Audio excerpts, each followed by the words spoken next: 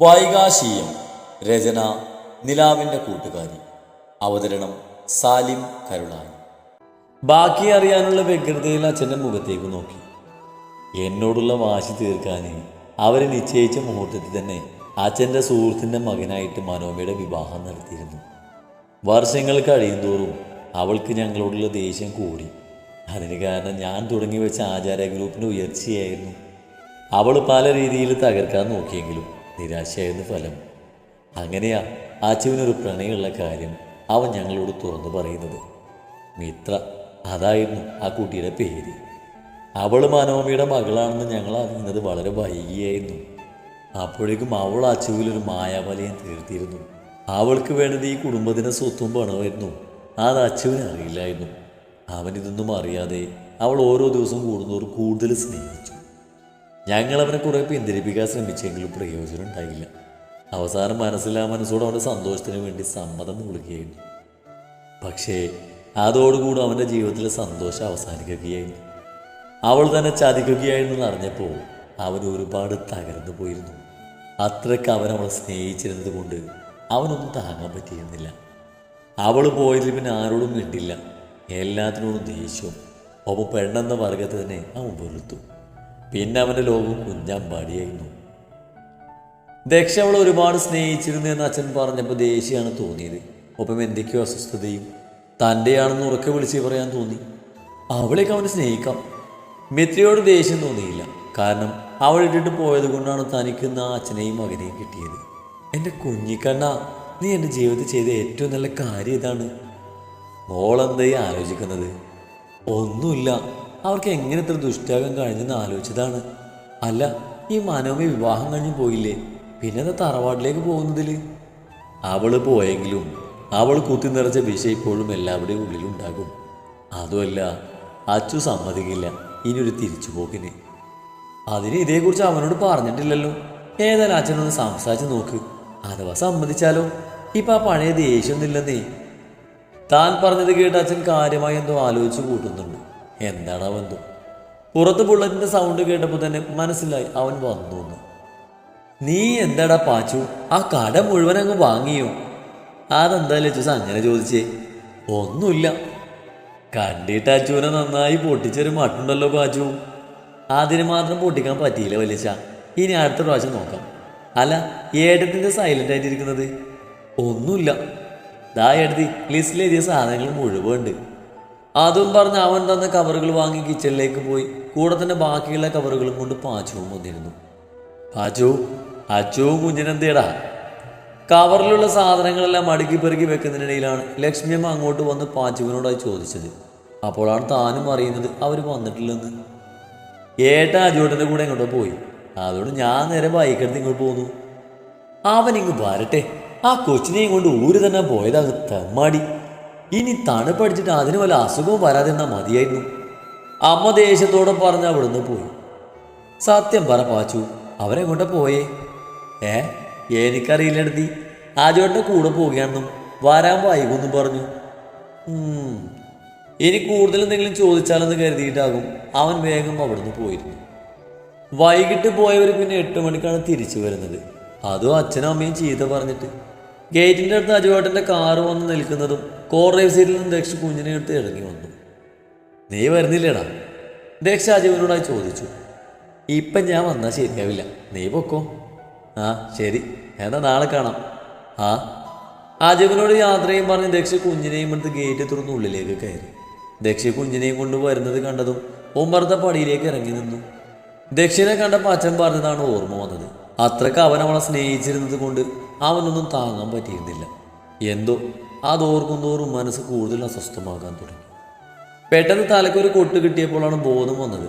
നോക്കുമ്പോൾ ദക്ഷ കുഞ്ഞിനെയും എടുത്ത് മുന്നിൽ നിൽപ്പുണ്ട്. കുഞ്ഞൻ്റെ മുഖത്ത് വണ്ടിയിൽ പോയി വന്നതിൻ്റെ തെളിച്ചം കാണാനുണ്ട്. എന്ത് ഇത്രയും വൈകിയത്? കുഞ്ഞു കൂടെയുള്ള കാര്യം നീ മറന്നതാണോ? പൊട്ടി വന്ന ദേഷ്യം മടക്കി നിർത്തി അതും ചോദിച്ച് തൻ്റെ നേരെ കൈ നീട്ടിച്ചാടുന്ന അമ്പൂടിനെ വാങ്ങിയെടുത്തു. അമ്പൂടിനെ എടുക്കാൻ വേണ്ടി ഒന്നുകൂടെ അവനോട് ചേർന്ന് നിന്നപ്പോഴാണ് മദ്യത്തിൻ്റെ മണം മൂക്കിലേക്ക് അടിച്ചത്. അസുരം തെണ്ടി കുഞ്ഞിനെയും കൊണ്ട് കുടിക്കാൻ പോയതാ, ബുദ്ധിയില്ലാത്ത സാധനം. ദേഷ്യം വന്നെങ്കിലും ഒന്നും പറയാതെ അവനെ ഒന്ന് നോക്കി കുഞ്ഞിനെയും എടുത്ത് ഉള്ളിലേക്ക് പോയി.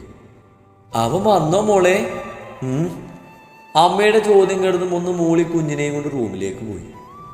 കാശിയുടെ പോക്ക് കണ്ട് ലേറ്റായി വന്നത് കൊണ്ടാകുമെന്ന് കരുതി ഉള്ളിലേക്ക് വന്ന് നേരെ ചെന്നപ്പെട്ടത് ലക്ഷ്മി അമ്മയുടെ മുന്നിലായിരുന്നു.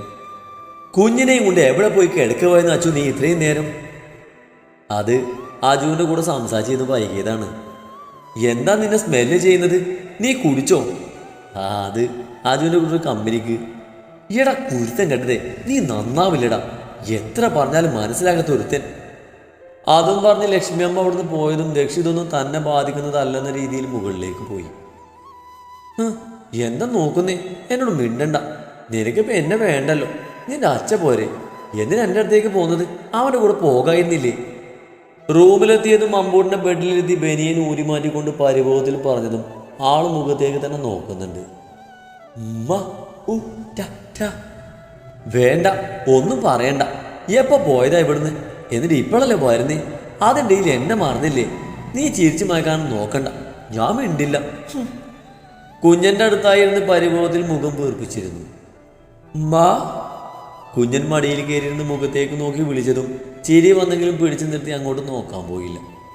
വേണ്ട, എന്നെങ്ങനെ വിളിക്കണ്ട. നിന്റെ അച്ഛയുടെ അടുത്തേക്ക് പോക്കോ. എന്നോട് മിണ്ടാൻ വരണ്ട. പെട്ടെന്നാണ് തന്നെ പോലും ഞെട്ടിച്ചുകൊണ്ട് കുഞ്ഞൻ കരയാൻ തുടങ്ങിയത്. കണ്ടാൽ തന്നെ അറിയാൻ കള്ളക്കരച്ചിലാണെന്ന്. ആ മുഖം കണ്ടാൽ എടുക്കാതിരിക്കാൻ തോന്നില്ല. കുറുമ്പൻ. അച്ചോടാ, അമ്മയുടെ അമ്പോട്ടിനെ നിന്നെ കരയുന്നേ? അമ്മൻ്റെ മുതിന് അമ്മ പറ്റിച്ചതല്ലേ?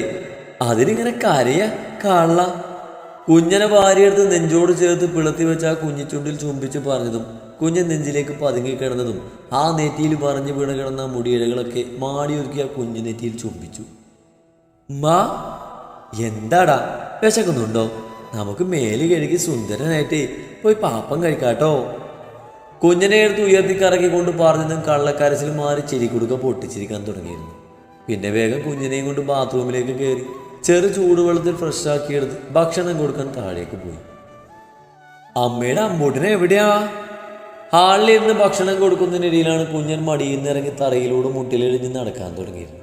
തൻ്റെ വിളി കിടന്നും വേഗം തൻ്റെ അടുത്തേക്ക് തന്നെ വന്നതും എടുത്ത് മടിയിൽ വെച്ച് കയ്യിലുള്ള കുഞ്ഞുള്ള വായിലേക്ക് വെച്ച് കൊടുത്തു.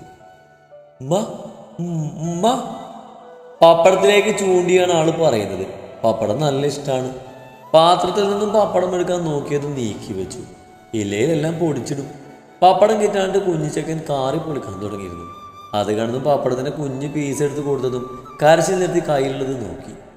അതിനെ വലിപ്പം കണ്ടിട്ടാണെന്ന് തോന്നുന്നു അത് വലിച്ചെറിഞ്ഞ് വീണ്ടും കാറി പൊളിക്കാൻ തുടങ്ങിയിരുന്നു. കാർച്ച കേട്ടാ തോന്നും ദേഹം നൊന്നിട്ടാണെന്ന്. ഈ കുഞ്ഞു ശരീരത്തിൽ നിന്ന് ഇത്രയും വലിയ ഒച്ച വരുന്നത് കേട്ട് അത്ഭുതം തോന്നും. അമ്മാതിരി കാർച്ചയാണ്. എന്തിനാ ചേട്ടൻ കണ്ണാപ്പി കരയുന്നേ? കുഞ്ഞൻ്റെ കാർച്ച കേട്ട് അങ്ങോട്ട് വന്ന് ദക്ഷ് തൻ്റെ അടുത്ത് വന്നിരുന്ന് ചോദിച്ചതും കുഞ്ഞൻ വേഗം അവൻ്റെ മടിയിലേക്ക് ചാടി അവൻ്റെ ഭാഷയിൽ തന്നെ ചൂണ്ടിക്കാണിച്ച് പരിഭവം പറയാൻ തുടങ്ങിയിരുന്നു. പപ്പടം കിട്ടാനാണ്, അത് കൊടുക്കാതെ കൊണ്ടുള്ള കള്ളക്കരച്ചിലാണ്. കുഞ്ഞൻ എന്താ പറയുന്നെന്ന ഭാവത്തിൽ ദക്ഷ് നോക്കിയതും ചെറിയ പുഞ്ചിരിയോടെ കുഞ്ഞൻ്റെ താടിയിൽ പറ്റി പിടിച്ചിരിക്കുന്നത് തുടച്ചു കൊടുത്തുകൊണ്ട് പറഞ്ഞു. അതിനതങ്ങ് കൊടുത്താൽ പോരെ, കോച്ചിനെ കരയിപ്പിക്കണം. അതും പറഞ്ഞ് ദക്ഷ് താൻ എന്തെങ്കിലും പറയുമ്പോൾ പ്ലേറ്റിലെ പപ്പടം എടുത്ത് കുഞ്ഞൻ്റെ കയ്യിലേക്ക് കൊടുത്തു. പപ്പടം കിട്ടിയത് എന്നെ നോക്കി കള്ളച്ചിരി ചിരിച്ചിട്ട് ദക്ഷിൻ്റെ നെഞ്ചിലേക്ക് ചാഞ്ഞ് വീണ്ടും മോളിക്കണ്ണിട്ട് നോക്കും. ഞാൻ നോക്കുന്നുള്ളത് കാണുമ്പോൾ ദക്ഷിൻ്റെ നെഞ്ചിലേക്ക് തന്നെ മുഖം പൂഴ്ത്തു. കള്ളൻ. അമ്പൂട്ടാ, മാമു കടിച്ചേ. കയ്യിലെ കുഞ്ഞുരുള്ള കുഞ്ഞിനെ നേരെ നീട്ടിക്കൊണ്ട് പറഞ്ഞതും കുഞ്ഞൻ ചിരിച്ചുകൊണ്ട് വീണ്ടും ദക്ഷിണ നെഞ്ചിൽ തന്നെ മുഖം പൂഴ്ത്തി കിടക്കും. ആളിപ്പോൾ കളിക്കാനുള്ള മൂഡിലാണ്. അമ്പൂട്ടൻ്റെ കളിയൊന്നും അറിയാതെ ദക്ഷി ടി വിയിൽ മുഴുകിയിരിക്കുകയാണ്. പെട്ടെന്നാണ് കുഞ്ഞൻ കയ്യിലുള്ള പപ്പടം മുഴുവൻ പൊടിച്ചിട്ടത്. ദക്ഷിൻ്റെ മടിയിലും കുഞ്ഞനും ദേഹത്തും എല്ലാം ആയിട്ടുണ്ട്. ഹയ്യടാ, എന്തേ കാണിച്ചു വെച്ചത്? നല്ല അടി കിട്ടണം.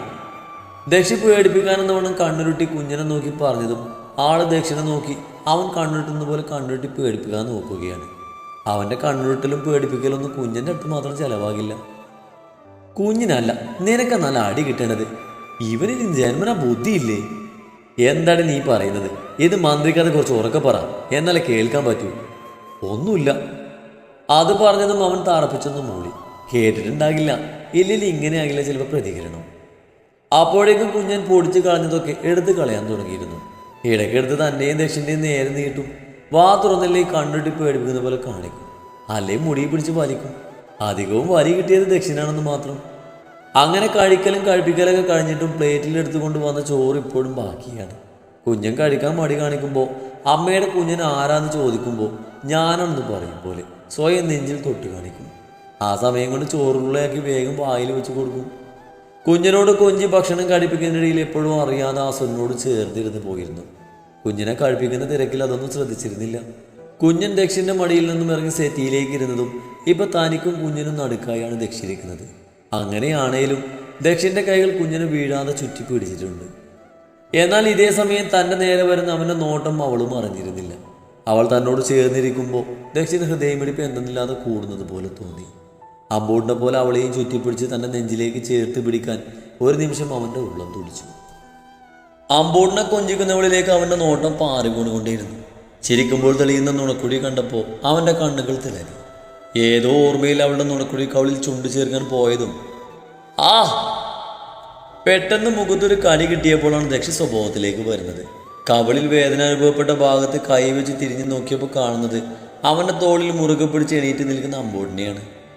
ദക്ഷി കാശിയത്തിനെ നോക്കിയിരിക്കുന്നത് കണ്ട് കുശുമ്പെടുത്ത് അവൻ്റെ കവളിൽ പല്ലില്ലാത്ത മോണ കൊണ്ട് അമർത്തി കടിച്ചതാണ് അമ്പൂട്ടൻ.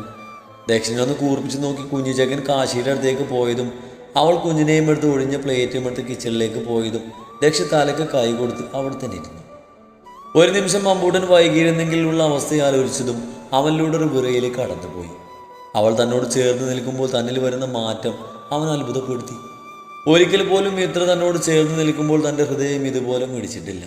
മനസ്സ് കൈവിട്ട് പോയിട്ടുമില്ല. പക്ഷേ ഇപ്പോൾ അവൾ അടുത്ത് വരുമ്പോൾ തനിക്കെന്താ പറ്റുന്നെന്ന ആശയക്കുഴപ്പത്തിലായിരുന്നു ദക്ഷി.